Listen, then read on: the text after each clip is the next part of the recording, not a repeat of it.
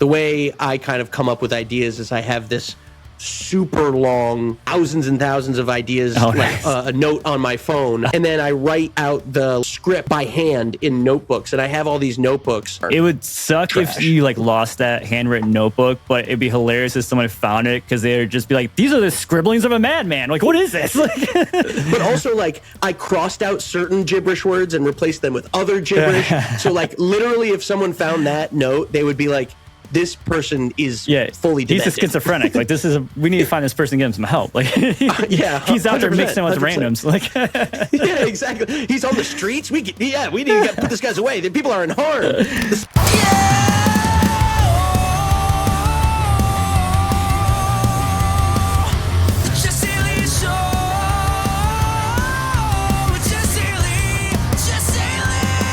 What's going on? Coming to you live from the parking lot of the Butthole Doctor, getting a colonoscopy consultation. I'm not even at the age yet to do that. I just thought it'd be fun to poke around in there a little bit. No, honestly, I have a family history. My doctor thought it'd be a good idea, but enough about my butt. I want to talk to you about this week's episode with funny man, Kyle Gordon. You've probably seen his stuff on TikTok and Instagram. He's a very hilarious comedian and also a very talented songwriter. He does some great parody songs. His most recent one is a track that makes fun of 2000s pop punk and emo music. And then recently he did a song called Planet of the Bass, which charted on Billboard, and people were calling it the song of the summer because it was legitimately that good of a song on top of just being a hilarious track. We talk about how he got his start in comedy and some artists and bands that inspired him, and also why he thinks stretching and massages are just a part of a whole big conspiracy theory, plus a bunch of other really, really important things. So, oh man, the sun is really coming in right now. Anyway, hope you enjoyed the episode. Make sure to please like this, or don't like it, subscribe to the podcast, wherever you're listening to it right now, YouTube, Spotify, Apple Podcasts, wherever you're consuming this. Please subscribe and follow. It really helps the show.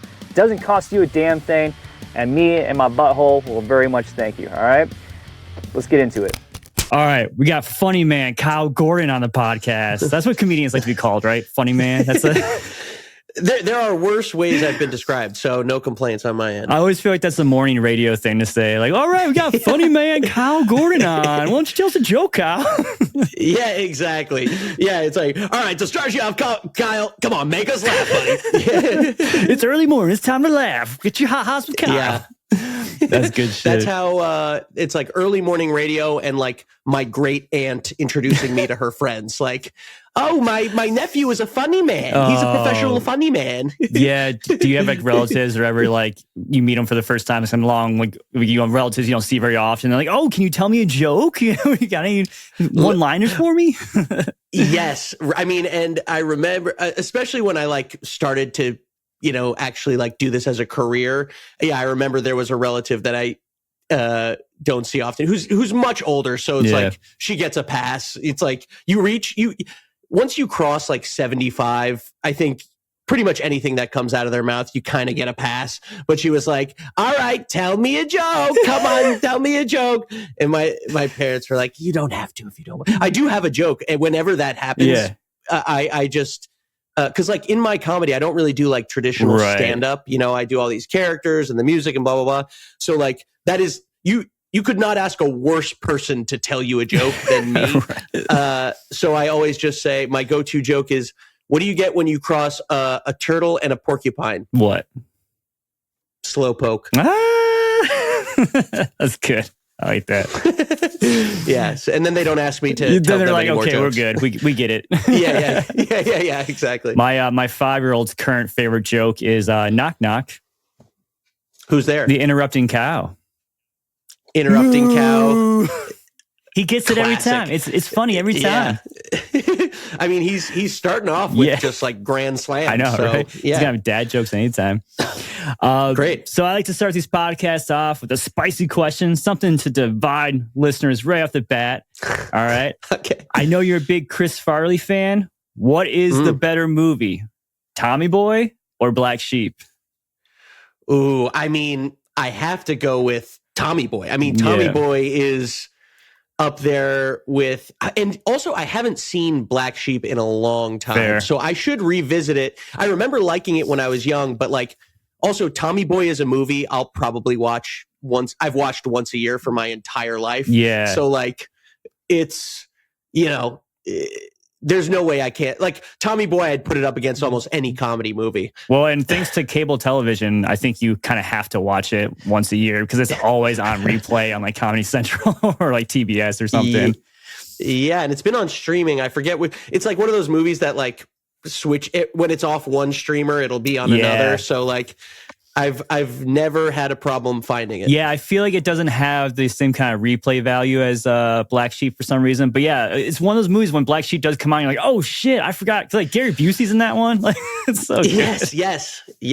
I know. Yeah, and doesn't Rob Lowe play like the politician? His brother's a politician. Yeah, that's right. Yeah. Oh, man. Very underrated. Yeah, I should check because the knock on Black Sheep is everyone says it's like kind of like a half-baked version of Tommy Boy. Oh, okay. I can see that. Yeah. I think, but you know what? I haven't seen it in long enough to be able to make that judgment for myself. I mean, I guess you just pair him up with David Spade. That's going to be the obvious comparison. I think that was the thinking. He didn't really star in a ton of movies in his like, a short run of course. I mean, obviously not to his doing, but I mean, because like he was in, obviously he was in like Airheads and Wayne's World and some other, but never like as far as starring. I think it was like those two and like Beverly Hills Ninja, Almost Heroes. Yeah, exactly. Yeah, that was the other one. Yeah, I think those are probably the only four he was like the top billed star. Yeah. Oh man, R.I.P. Chris Farley. So, dude, R.I.P. I read you went to Denison University. I did my research, man. I googled the fuck out of you for like 25 minutes, man. I really dove in. Well, it's like that's all it takes. 25 minutes. Right. You're hitting like, all the it. Yeah, but also 25 minutes is better than a lot of people do. I'm sure, so props. Well, I have been following you on TikTok for a while, so I feel like that counts as research. Cool. Sure, yeah. But so I read you went to Denison University in Ohio. Are you from the Ohio area? No, I'm from actually the New York area, but I kind of went out to Ohio, looked at a bunch of schools, and I really liked it. And I'm very glad I went because some of my, not only my best friends are from college, but also like people I work with, like a lot of my music videos are shot by, I actually fly out to Columbus a lot to shoot my music videos because the production company that I love working with, they're extremely talented. They're called Loose Films. Yeah. They are some of my best friends from college. And, and so that's why they shot my music video for Play of the Bass and my new music video for Worst Life Ever. Yeah. And so, a lot of good stuff came out of Denison. Yeah, because I'm in Cleveland, Ohio. And Loose Film sounds really familiar. I feel like I probably know those guys. Probably come across them at some point.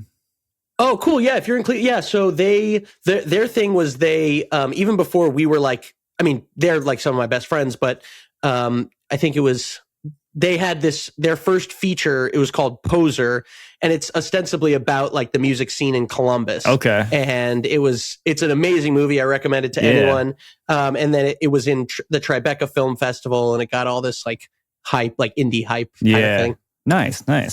Oh, also from Google, other notable alumni from Denison, we got Steve Carell and Jennifer Gardner, if that's your thing. So, you're in good company. Very funny story about Jennifer Garner in particular. My literally the first or second day being on campus freshman year, it was the last year they had phones in the dorm. Like they had a landline phone in my dorm, and I get a call from the Columbus Dispatch, which is like the Columbus newspaper, and they were writing an article about kids in Columbus schools who live in the dorm rooms that celebrities used to live in. Oh, oddly specific. Extreme. They must have been really short on news at the Dispatch at that time. Very niche article. If you look it up, it was bizarre. But there is an article and a photo. It's called "Living with Fame," and it's a picture of me. I got interviewed about living because I lived in Jennifer Garner's old dorm room. Oh, that's awesome! No shit. Would have been better with Steve Carell, but Jennifer Garner's good too. We'll take what you can get. I mean, it's like literally just Steve Carell and Jennifer Garner. the Denison celebrity alums are pretty. Hopefully you get to cross paths with her at some point in your life, man. That'd be just, and like just have that picture in your wallet at all times, because you never know. Like just have it ready. Yeah. I was like, Smith Hall. Yeah, I know. I was there, baby. I was there. How long were you doing stand up before you got onto the whole TikTok train and going mega viral?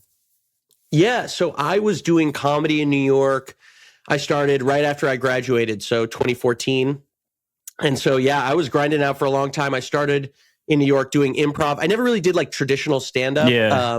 I started off doing improv comedy, and then I kind of developed this like musical comedy thing. And that would be, so if you saw me doing a show in New York in like 2018, it would just be me and an acoustic guitar on stage.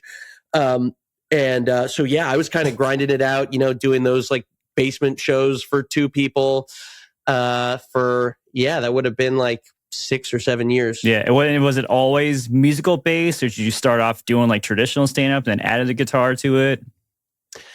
No, I mean, yeah, it was essentially always musical. I mean, I always did characters, right? So it wasn't, but essentially my live act was pretty much always had this like musical component to it. It's separate from the improv. Like improv, I would do it with like a group, and I was doing shows like with an improv group, like for many years, like a few times a week. But in terms of my like solo act, it was pretty much always had like a musical component. Yeah. What do you think would be the hardest to break into, like harder to break into, like a full-fledged band career or a stand-up comedy career? Oh, that's a good question. I feel like, honestly, like I've always done music, but I wish I knew more.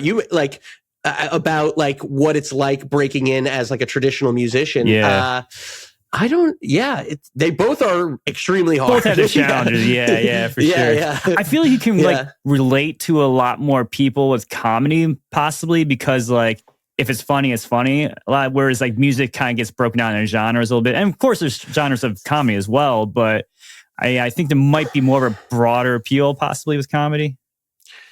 That's a really good point. It's something I kind of complain about a lot, is that I wish there was more, like there are genres of comedy, but I don't think like people, like the broad audience for comedy thinks about it that way. So like, it's like if you go to see, like you would never tell someone who's like a jazz fan, like you'll love Metallica. Like, it's like, what? You love music. Music is me. It's like, but in the same way, like people who, it's like, oh, you like comedy?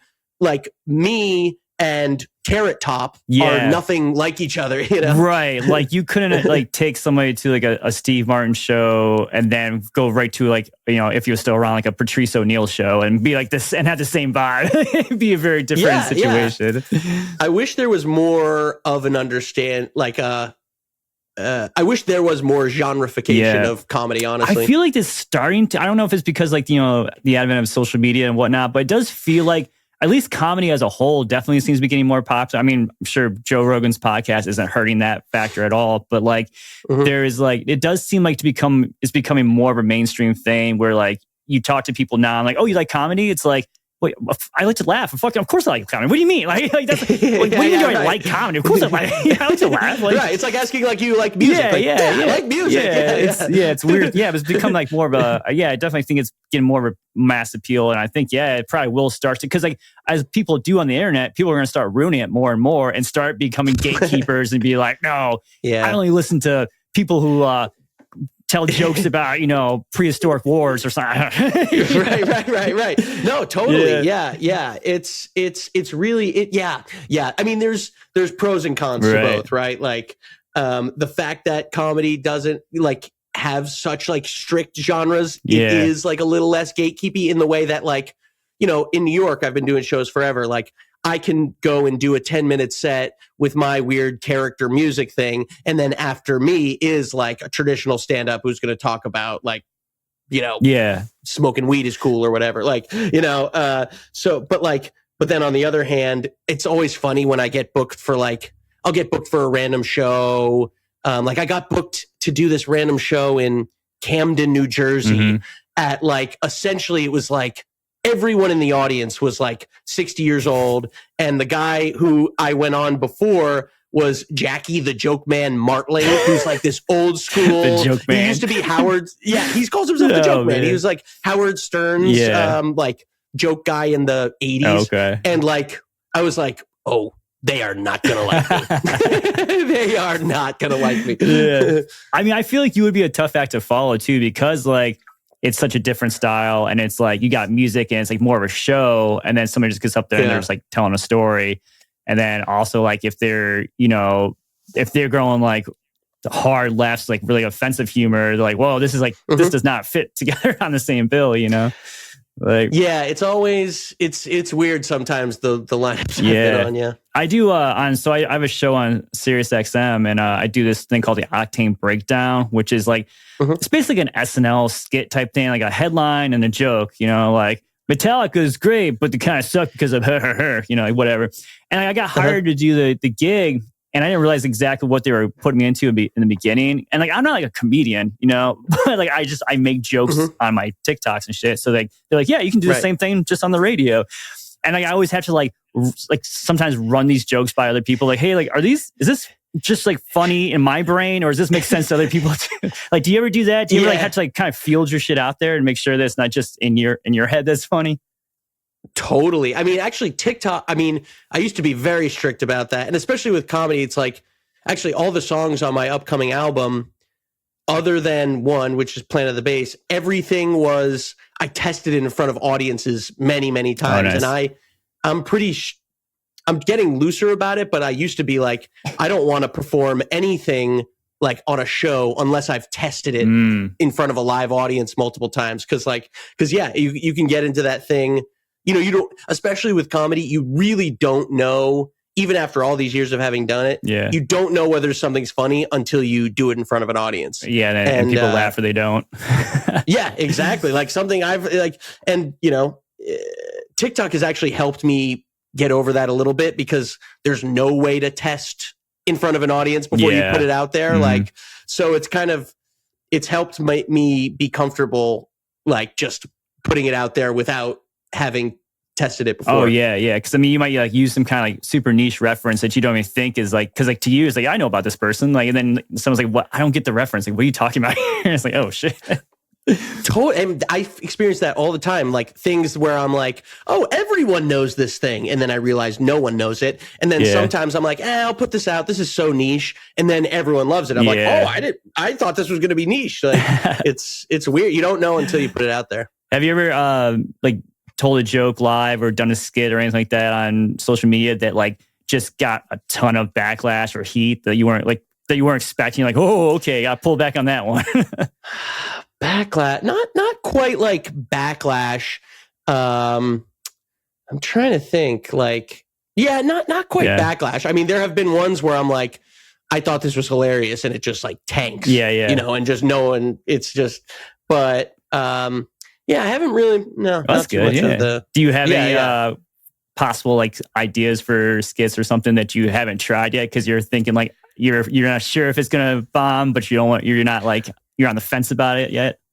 Yeah, it's a good question. I mean, I have, so the way, like, I have, the way I kind of come up with ideas is I have this super long, thousands and thousands of ideas, a note on my phone. 98% of them are garbage. I hope it's backed up somewhere. Yeah, I got it on the cloud. Yeah, it's this huge, but there have been times where I like, oh, did I fucking delete this? Oh god. That's what a heart attack feels like. Yeah, honestly. And my dad, because so my process is I have all these ideas on my phone. I'll scroll through it. I'll be like, oh, this one might be good. And then I write out the like script essentially by hand in notebooks. And I have all these notebooks. And my dad is like, also, I lose shit all the time. Like I literally have like Swiss cheese brain. Like I can't fucking remember anything. So my dad's like, you need to get this like digitized and like back to like, because I write it all out by hand. But yeah, I've got tons of ideas in my phone, and yeah, most of them are. It would suck trash. if you like lost that handwritten notebook, but it'd be hilarious if someone found it because they'd just be like, "These are the scribblings of a madman." Like, what is this? Like, 100%, 100%. Well, because I had this song over the summer, "Planet the Bass," which was a parody of like '90s Eurodance music, and the lyrics are intentionally like broken gibberish English. So like, but also like I crossed out certain gibberish words and replaced them with other gibberish. So like literally if someone found that note, they would be like, this person is fully demented. He's a schizophrenic. Like we need to find this person and get him some help. Like he's out there mixing with 100%. Randoms. Like yeah, exactly. He's on the streets. We need to put this guy's away. The people are in harm. The people of the city of New York. Yeah, I think one of the first videos that popped up in my For You was the one that you did with the 1950s rocker with the rolled up cigarette smokes in your shirt. That was so good and so spot on. And I love like going back to what we were talking about earlier about people like backlash and stuff. It's so funny because like people now will like try to cancel an artist if they like use the wrong pronoun or something. But back then, like Jerry Lee Lewis was banging underage relatives and like, yeah. And like and that person today will still go back and listen to that artist like, nah, he's fine though. Like, different time. Exactly.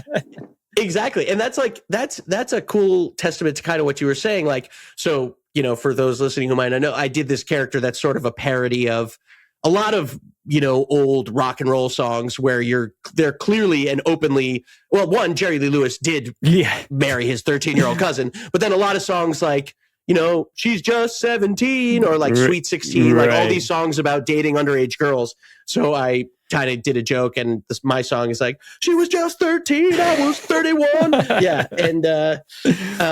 And so, yeah, but like, it was cool because, you know, it's a, you know, the subject matter is touchy, you know, but like people understood that I'm like parodying this thing that we all know was real is like, you know, there are all like, tonight's going to be a jailbreak. There are all these old like rock and roll songs that are just openly about dating underage girls. And I'm sure when people like heard that or saw your video too, they probably like were a lot of like nuanced people were probably like, wait a minute, and start like digging in and like, holy shit, I didn't know about all this. You're right. Exactly. Like there's a lot of weird, creepy songs like that. Yeah, dude. They're real. I mean, even like Kiss had like and then like the 80s had a couple creepy songs and like, yeah, it's weird. Like, I think it was until the 90s that like rock bands started being like, okay, we gotta pump the brakes here. Like, yeah, this is not good. Like, well, actually, one of my favorite bands, like Brian Jonestown Massacre, they were a band in the 90s and 2000. They're a fucked up band, but they're amazing. But like, they have a song called 13, and it's exactly what you think it's about. It's exactly the shit that's gonna get me kicked off YouTube. Yeah, legit. Like it's Oh man. So the latest single, want to get it right here. My Life, parentheses, is the worst life ever, featuring our Wounded Courtship, which is great because I thought those guys broke up after they opened up for My Chemical Romance and the Warped Tour in 2007. So I'm super glad they're back together and doing it again. Yeah, well, that's the thing. I don't know if they're back together, but it's weird. This amazing song, they recorded one song. It's finally out in the world. And so this is sort of the re-release, and everyone, you know, people who were on the Long Island scene back in the mid 2000s, they remember Our Wounded Courtship. Of course, but now it's legends. cool that legends on the scene, but they now everyone gets to hear this amazing track. So it's so I'm good, excited dude. that the world gets to hear it. My buddy sent it to me, and like immediately I haha emojied it, but then I sent back to him like, but it's actually a banger, you know. And like I feel like cool. that's definitely the thing with your music is like, yeah, it's hilarious, it's funny, like it's got, you know, great punchlines and all that, but they're actually legitimately good songs. Like if you replaced any of the lyrics with like just like serious lyrics, even a few of them, you know, enough to get by, you could just release that as like a My Chemical Romance, like deep cut or something. And everybody like, oh fuck yeah! Like, I appreciate. I mean, that's the thank you. I mean, even with Playing the Bass, like if you took that song as is and put it in a club, you know, people are all fucked up, dancing, drunk. They're not listening to lyrics anyway. I'm sure people would just be bouncing around. We even listen to the Eastern European guys shouting gibberish. Exactly. And it's been cool, especially with Planet of the Bass. People were sending me stuff like that people were playing it at weddings and clubs. And, oh, that's so cool. You know, Yeah, it's been nuts. It's been really, really cool. So yeah, like, and I appreciate you saying that too, because yeah, like my first goal with all these songs is have them be funny, but maybe slightly below in priority is like having them be like catchy pop songs and be like authentic to the genre. Yeah. So like it was really important to me when I was like recording these that like, you know, the pop punk emo songs sound really like a pop punk emo song. Yeah. The Eurodance song should sound like a Eurodance song, country song, and so on and so on. So yeah, that was really important to me. Which is wildly impressive too, because like, not to like suck your own dick here, but like it's pretty impressive because like a lot of like artists struggle at being good at one genre, you know, making like a metal bands like have a hard time making good metal songs sometimes. You're just literally making like all these different genres at once, which is like, I feel like that has to tap into so many different parts of your brain to like, because like not only do you have to figure out how to like write, you know, to catchy good music, but you have to like, the actual, like you said, like the tonality and trying to actually make the song sound like something that would be a country song or something. Because there's obviously every genre has its own different nuances or, you know, whatever you want to call it, the twang, you know? So yeah. That's... Totally. Oh, sorry. No, like that, no, yeah. Well, yeah, so a few things. One, I have to, especially on this album, I have to give a huge shout out to the producer, Jamie Siegel, who produced the whole album. And one of the reasons I was so excited to work with him was he did have a background working in all these different genres. Yeah. So I knew I could lean on him to like capture the sound of each, you know, genre authentically. Right.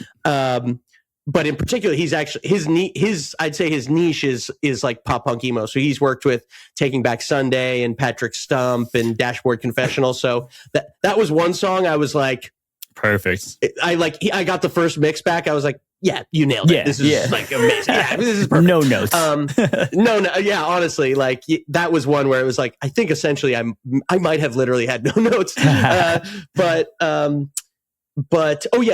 just in terms of, but it's also like, yeah, that's sort of how I absorb and think about music. Like the way I describe my like taste and like is like it's an inch wide and a mile deep. So like I feel like I know a little bit about a lot of different things, and I kind of that's the way I listen to music is like I go in, do deep dives into genres, and like I kind of like, especially with genres that I don't maybe get immediately at first, I want to like, my brain just wants to know like in each genre there's something great about it. And like there's something, there are songs that people who like really are fans of the genres, I want to like hear what they hear when they listen to the music that they like. So like I kind of go on like, you know, little obsessive like rabbit holes, like delving into genres. And also I just feel like I'm like pretty ADD person. So I like, I just like, I'll go on like a rabbit hole and then get distracted a week later. Yeah. Well, I mean, that's a refreshingly open-minded and like non-assholey way to listen to music as well. Like I try to do that usually when a band's hyped up a lot. Like there's a band that everyone fucking loves, like a new band that just everyone just jizzing over and posting on socials about, that I just like don't get. I'll really force myself to do, like, have you heard the band Sleep Token? Yeah, that sounds familiar. Yeah, super hypey metal band that everyone loves. And like for the first like 6 months that people were hyping them, I just couldn't get into it, you know? And we're playing them on the radio station all the time, and everyone's telling me how great they are. And I finally get it a little bit more now, but like I really had to force myself, like, no, like there's something here. It's okay to not like it. If I'm okay not liking things that other people love, that's fine. But like I have to at least really give it a shot, you know? Because sometimes, you know, you hear a song and right away you're like, oh shit, this is the best song I've ever heard. And then there's a song that like it takes 2 or 3 times, it grows on you, you know? So when there's a band like this super hyped up, I try to give it a couple more listens. Just like, all right, there's got to be there's a reason why people love this, right? Like, yeah. Well, to keep the dick sucking fest going, like I really like that's really cool to hear, especially as someone who like, you know, doing what you do and listening and curating and, you know, caring so much about music. Like, I think that's the best way to think about music is, look, every human has their own taste. Like there's just, you're not going to like, even if a band is beloved by everyone, you're not going to like every beloved band in every genre. But like, I think that's the way to go about it is try to put yourself in the brain of the people who do like it and figure out why they like it. So you at least can understand that. Oh yeah. I think that's like an important piece. Yeah, I think it just makes you be less of a dick, you know, as a person. Exactly. You know? Yeah. Right, No one likes the dude that just like no, the only music I like is cool. Like that. No one wants to hang out. No one wants to talk to that guy. Like that guy doesn't get invited out. Right. You know. Yeah, and you're just wrong. Yeah, like, exactly. You're just wrong. Yeah. It's like some people like olives on their pizza. I think it's gross, but you know that's the thing that people like. You know, let them. Exactly, and that. Yeah. Go ahead. Oh no, what were you gonna say? Oh no, I was gonna say, the way I kind of think about it too is like I love like the old, Roger Ebert, the movie critic. Like, he had to review Schindler's List, but he also had to review like Look Who's Talking Too. Yeah, so, good point. Yeah, you can't. He when he's reviewing Look Who's Talking Too, he is not. Assessing it with the same criteria that he would like a Fellini movie. Yeah. You have to like understand what is this thing that's being made? Who is it for? What are the criteria that you like judge it as being good or bad? So that's kind of the way I think. That's a good point. I've never really thought about that before. I guess because like there's rock critics and there's pop music critics, but like I guess there aren't really like genre distinct movie critics, really like comedy movie. I mean, I guess maybe, but in general, like I guess it's kind of like usually if you're a movie critic for the New York Times, you're probably writing about whatever's movies in the theater at that point, I guess. Yeah. Good point. Really opening my mind up right now.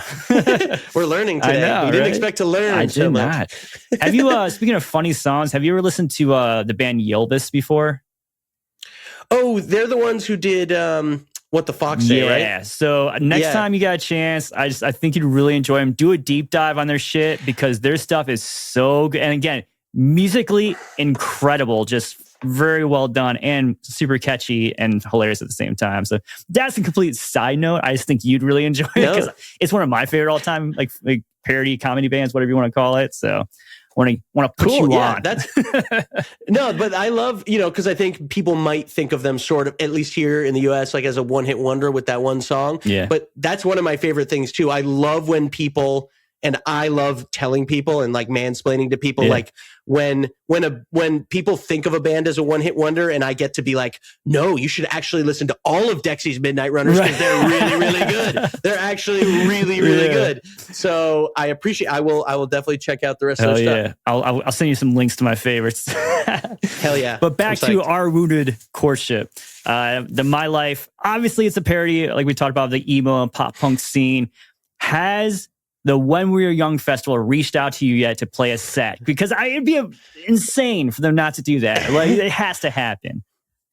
I'm waiting. I'm waiting. Yeah. We got to get you on that. This got to be like just a guest slot somewhere. That'd be so good. Yeah, my chem will open for me. There you go. What were some like pop punk and emo bands that you were into growing up? So yeah, growing up, I mean, I feel like I was right at the sweet spot of like when Blink was like the biggest band in the world. And I still think like they're like the best pop punk band ever. So I love Blink, love Green Day. Yeah. And then when I was like kind of coming up in middle school, that was like the, American Idiot and My Chem. And then it was just this interesting time, Fall Out Boy and even AFI. Like these were bands that were like they were like legit pop punk emo in that world, but they were like huge. They were like, Panic at the Disco. They were like on MTV and you could see them in like commercials and shit. Yeah, exactly. So it was kind of, like, I mean, but I do love My Chem and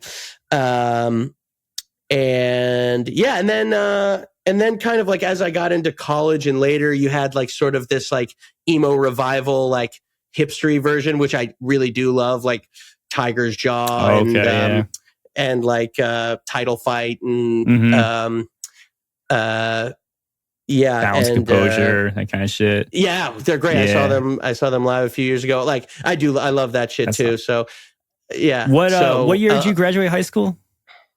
2010. Okay, yeah. So you're definitely younger than me, but you're kind of in that same cusp. Because I graduated 06, and like that was like I feel like 05, 06 was like peak like mall pop punk emo, like My Chem, like really fun. So yeah, like I feel like anyone in those like, that 10-year, span in their adolescence just like is in this like weird time capsule. It's probably how, our parents felt about like actually, I guess not 80s, probably maybe 60s or 70s or whatever. But like, it's like no one's really going to fully understand how huge it was if you weren't actually in it. Like, right. And that's what's interesting too about this parody song. So My Life is the Worst Life Ever.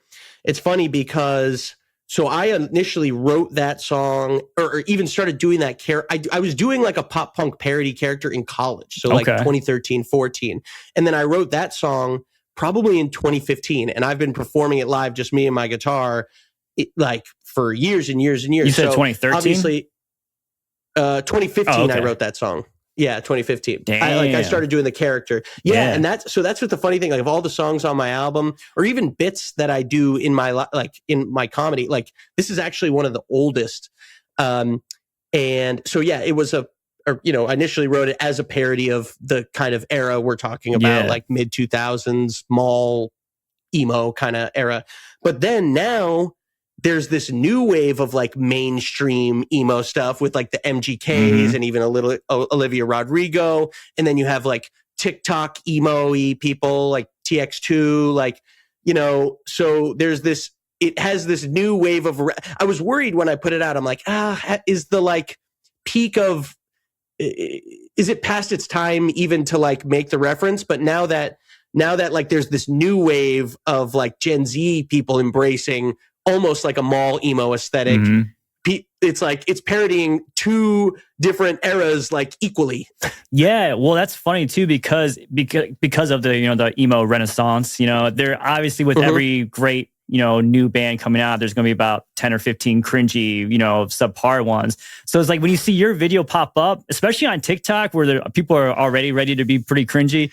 When your video first popped up, I'm sure some people might think it's a real song at first. I mean, that's not a real song, but like a serious song. Totally. Like, yes. People had to be like, and that happens a lot of times with some of my stuff because like I do play into like deliberately cringy kind of stuff. Yeah. But yeah, like a lot of people were like, "Is this real?" Is he being but it was serious? Very cool. Like, there's no way. No way. Yeah, exactly. But that's what's cool too is that like how much it was embraced by like people in alternative music culture or whatever, like emo, pop punk, whatever. Like that it's kind of that. I took it as a huge compliment. They were like, people would be like, "Oh, I hate that I like this." Like that's great to me. Yeah, dude, the whole song is solid, but for whatever reason, the line where I don't want to ruin it for anyone, but when you're going your run on about the college football team and I broke my fucking foot. Fucking foot. Yeah. Well, that's the thing too. The way you enunciate and scream on certain words, it just you do it in a way that an emo band would, and it sounds like an actual emo singer doing. But again, with the comedic punchline on top of it, it's fucking hits out of the park, man. I love it. Thank you. So Thank you. Good. Appreciate that. So the new album that's gonna be on the new album, and it's called Kyle Gordon is Great, right? And that's coming out correct. in March? March 1st. Yep. March 1st. Okay. So can you kind of give us an insight? I know you've had a few singles come out already, but are you able to let us know any other genres that we're poking fun at in this record? Totally. So yeah, there's going to be 8 songs total. So 4 of them are already out. And then in between each song, the way I've structured the whole album is there's going to be like little radio station kind of skits in between. Oh, cool. So that like, it'll be like, you'll hear the dial turn and then like, you're listening to country radio or like you're listening to, smooth jazz or whatever. And so, kind of takes you on a journey through the album. But the ones people haven't heard, I'm also releasing, it's called The Irish Drinking Song, and it's exactly what it sounds like. I did see a clip of that earlier. Yep. And that's gonna be come out as a single on February 27th, so 3 days before the album. And pretty close to St. Patrick's Day, so that works. Well, that was the thinking. That was the thing. See, You're so trying to be smart, strategic, man. Yeah, exactly. Yeah, marketing genius. Yeah, how did I ever think about? Yeah, oh, how did I ever think to put an Irish song near March? I'm a genius. I almost held it to Christmas time, but I think I'll drop it now. I had a stroke of brilliance. Yeah, So there's an Irish song. Then there's a parody of sort of like outlaw country, like Waylon Jennings, Johnny Paycheck. Essentially, it's about doing cocaine and being a horrible person. Then I've got like a children's song parody, and that's a unique song on the album because it's sort of a parody of like a old commercial for a CD. Call the number on the screen and order now. But each of the songs is like horrible, horrific advice for children. And then the last one is like a parody, sort of a loose parody of like I call it like late 2000s like SoCal beach pop. So like Colby Calais, Jason Mraz, Ingrid Michaelson, kind of like ukulele kind of thing. That rules me. I cannot wait to hear the rest of it. A lot of my followers are hoping that you're going to do a metal song at some point soon. So that might be something you have to put in the old request board, a request box. Album 2. Yeah, there you go. Album 2. I'd like to see a butt rock Nickelback kind of parody. I think that'd be a good one for you as well. I have genres like queued up. I have some songs written for a second album. Some I just have ideas of what I want to do, but I do want to do like a butt rock in particular, like a Three Doors Down had that song that was like for the army. Do you remember that? Like yeah. So I want to do like a song that's literally just like that would be played over like a commercial for like the Marines or something. Right. Yeah. Like remember the 2000s, like every like butt rock band was playing on an army base. Like that was kind of like their thing. Just show up on a landing strip. Exactly. Yeah, exactly. And Three Doors Down, I feel like were the kings of, they were like, we are the band for the Iraq War. Oh man, yeah, with the soundtrack for war. Yeah, honestly. Well, there was Citizen Soldiers. Yeah. Dude, yeah, it's funny too because like I'll talk about butt rock a lot, and like a lot of like I guess it's like maybe younger listeners or something like that. They're not familiar with the term, and a lot of them like will try to say that I made it up. Like you're just calling it butt rock. I'm like, no, this is a thing. This is a genre. I didn't come up with this. It's the whole thing. Totally. And it is real. Rules. So what's next after the album? Are you going to try to get I Think You Should Leave or SNL kind of Netflix special, or keep making the music go? Yeah. Definitely want to, put out more music, record more music. I'm going on tour in the spring. So, it'll be like 10 to 12 dates, something like that. So I'm going West Coast, and then doing Boston, DC, sort of Southeast a little bit. So that'll be in April. You can get tickets at KyleGordonIsGreat.com. Shameless plug. And shameless. Everything is shameless. And then, definitely, especially this will be my first tour with a full band. I've done one show with a full band in New York, but this will be my first tour. So I'm excited to like kind of put the show up, work out the kinks. I'm also doing, I got to give on May 6th in LA, I'm doing, as part of the Netflix is a Joke comedy festival. Oh, very cool. I'm doing my show. So yeah, I mean, I would love to like put it up as like, film it as a special and, have it come out somewhere. Yeah. And then, looking to write, act, everything. That's very cool. Yeah, I could definitely see like a I Think You Should Leave or some kind of like sketch thing like that. I think you'd be, because I mean you have so many different characters and ideas, and like I'm sure you probably think of a new one every 10 or 15 minutes. So you can really put together a cool special.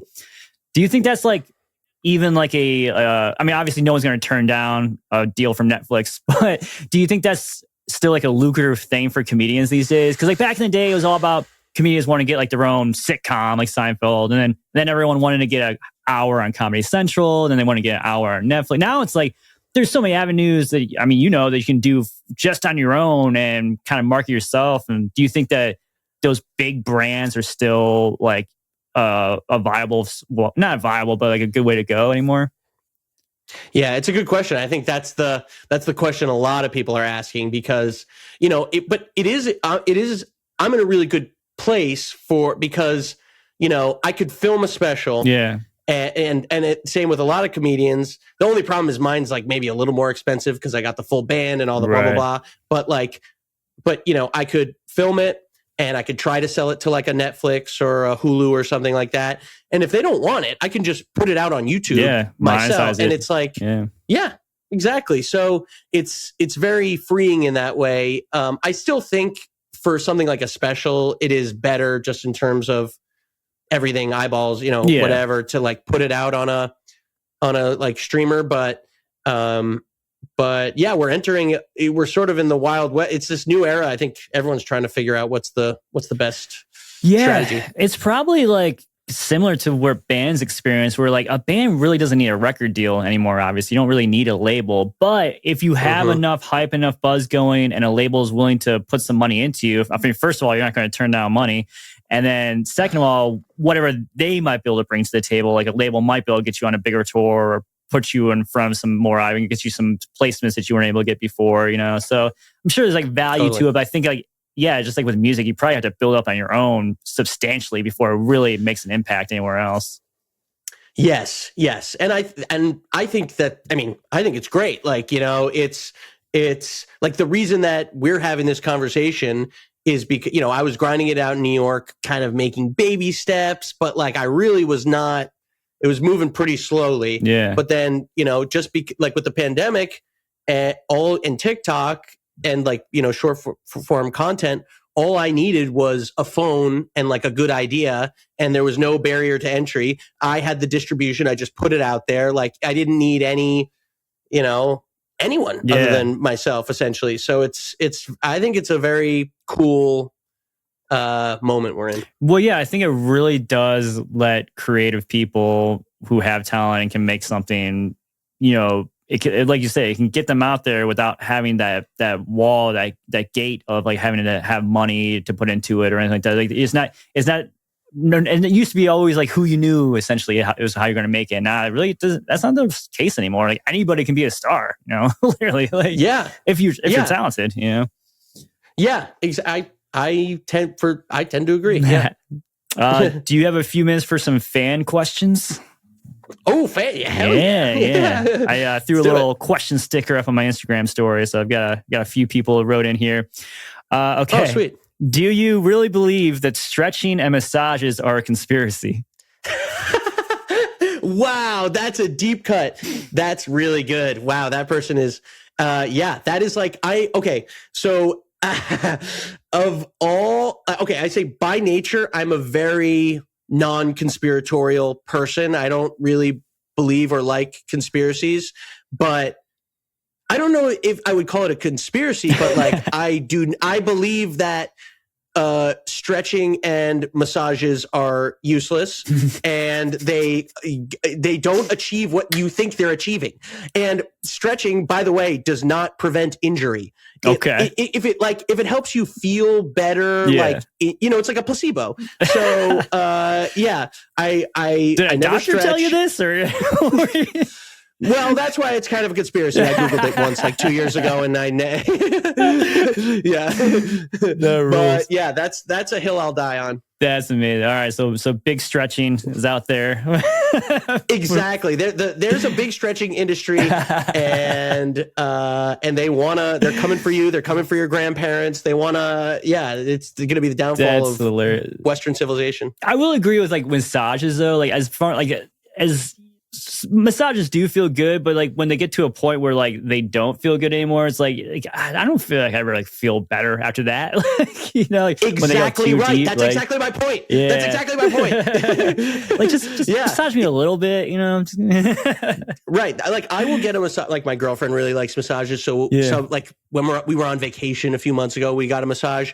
It's like, okay, go as like it feels nice if someone's gently like rubbing you, feels nice, but like the idea that they're gonna like when they do the like painful athletic massage and they get the like muscle knots out, like you try to, I remember like you'd try to convince yourself like, oh yeah, I feel so much better. But like, no, you don't. Yeah. They give you that little glass of water and like put you in like a fucking like a trauma blanket over you. Like, all right, you go sit down for 10 minutes because you're basically just injured yourself. Yeah, relax. Like, right. Like if you're banging your head against the wall and then you stop, that's going to feel good. All right, this is anti-massage hour with Jesse and Kyle. Exactly. You got that fan. That's a deep cut question. I think I talked about that once on a podcast nice. Months ago. Somebody loves himself some Kyle Gordon out there. Yeah, truly. Yeah. What was the first show you ever went to? First show I ever went to was my mom took me to Jimmy Buffett. I think when I was like 6 or 7 or something. Rest in peace, nice Jimmy Buffett. Yeah. Yeah. I think she was supposed to go with my dad and he couldn't go or something. I'll take my 6-year-old instead. Yeah. Well, I think I like fell asleep like immediately. But then also the one thing I remember is like women with coconut bras in the parking lot. And I was like, this is awesome. Jimmy Buffett is amazing. This is great. Oh my God. Have you heard Kyle Kinane's bit about Margaritaville? I just saw that. That's a great. Yeah, that was really. That's really funny. For anyone that hasn't seen it, basically Kyle Kinane says Margaritaville is the saddest song in the history of the world. Not the Margaritaville that you know, but the one that is in all these like airports and shopping malls and stuff. Yeah, he's like, if you listen to the lyrics of Margaritaville, knowing what Margaritaville is now, being like the restaurant in the airport in Cabo, that's what, like, that's very sad. So depressing. Jimmy Buffett. Yeah. Do you ever feel awkward shooting these skits in public? A lot of the stuff you do like in malls and whatnot, like you have people in the background walking around just living their lives and you got black nail polish on, you're screaming in like a fountain or something. Like, is there ever like that little bit of like nervousness before you do stuff like that in public? Sometimes. I'm pretty good about it. Like, I'm trying to think of examples of like, I think when it's really crowded and I have to be really loud, like it's not fun, but like I'll power through to like get the shot. It's more like, I was talking to someone like, I don't really, and especially in New York, I'm so lucky. Like everyone's trying to be famous there. So everybody's doing shit. Or it's more like, there's someone screaming on the street every 3 blocks. So Good like point, if I'm like running around screaming, being insane, people are like, whatever. It's like, well, at least guy. that guy's not covered in shit. So I mean, yeah, right. Yeah, I have that going for. That's what I say all the. Whenever I do anything wrong, I'm like, hey, at least I'm not covered in shit. That's a good mantra to have, I guess. I feel like that's pretty solid. Exactly. Yeah. Right. All right. One last question. Might be a tough one to answer. What band, artist, or genre, anything, do you think has the worst kind of fan base, if you can think of one? Ooh, I can go first if you want me to lead the way here, because I got one for you. Go for it. No hate on Taylor Swift, but her fan base is so relentless. And again, I don't give a shit. Throw her on the Super Bowl if you want. Put her on the face of the Super Bowl. I don't care. But like, the fan base, man, is so ruthless and relentless. Oh my God. Yeah. See, maybe. Yeah. Like. Yeah, I'm like scared to. I'm like, no, she's amazing. Don't come for me. Yeah, exactly. Yeah, that's the only cancellation I'm worried about is like if an army of like, 14-year-old girls from Toledo come like banging down my door. Yeah, I'll tentatively agree. Yeah, I know. That's probably their minions will probably like scour, like scrape the internet and like get this like metadata. Finally, we said her name, and right. That's the thing. I'm like, I feel like I've done a lot of videos, a lot of bits. Sort of like taking the piss out of a lot of different groups. Yeah. I mean, I did an Olivia Rodrigo video that did pretty well, and like even her fans, some of them were not thrilled with me, but like, I didn't worry that like a brick's gonna come flying through my window. Yeah. I mean, if you say anything like even remotely negative, you get blown up. Yeah. So no Taylor Swift parodies anytime in the near future then? Maybe I'll grow a pair and just like go up against the mob. But as of right now, no. I'm sure there's a way to do it that you're still like showing respect to her, like while taking the piss out of her a little bit. Maybe, I don't know, man. They're pretty ruthless, but maybe I think you might be able to figure out a way to do it. Well, I think, yeah. Sort of on a separate note, is like a lot of the stuff that I parody, I try just because she's so omnipresent in the culture. Yeah. She's maybe the most famous person, place, or thing in the world right now. Yeah. Like, I feel like there are a lot of people. She's so much in the, like, what could I add to all the discussion that's being had? So maybe you know what? I think you'll get a Taylor Swift parody from me in like 20 years. Yeah, that's probably when all the hype has died down a little bit, I can go back and revisit this era with clear vision. Yeah, I saw a TMZ video today that was like, Taylor Swift had a malfunction at her concert. I'm like, oh shit, her titty fly out or something? Like what went down?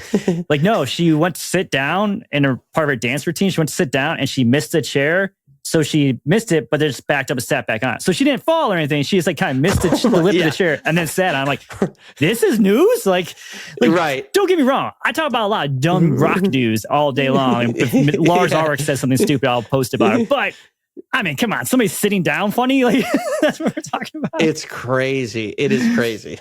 That's amazing. All right, well, on that note, dude, it's been so awesome having you here. I really appreciate you taking the time and chatting with me. I know how valuable Kyle Gordon's time is, so thanks for slotting out an hour for me. Do you have any last minute plugs you want to get in before we get out of here? Yeah, just say, again, album comes out March 1st. You can pre-save it now. If you go to any of my social media, I'm Kyle Gordon is great on every social media. So if you go to the bio of any of those accounts, you can pre-save the album. And then I'm going on tour, West Coast. Hopefully I'm coming to your city. You can check it out, KyleGordonIsGreat.com. Sick. All right. Sounds good. I was going to ask for your socials, but you got those in there already. So we're good. Boom. I'm Jesse Lee. You can find me at Jesse Lee on TikTok, Instagram, Threads, if you're using that shit for some reason. And then at Jesse Lee Show on Twitter, X, whatever we're calling it this week. Make sure follow, subscribe, do all this shit, and make sure, for the love of God, share this podcast episode with somebody that doesn't suck and likes to laugh, all right? Take it easy now, and bye-bye. Yeah!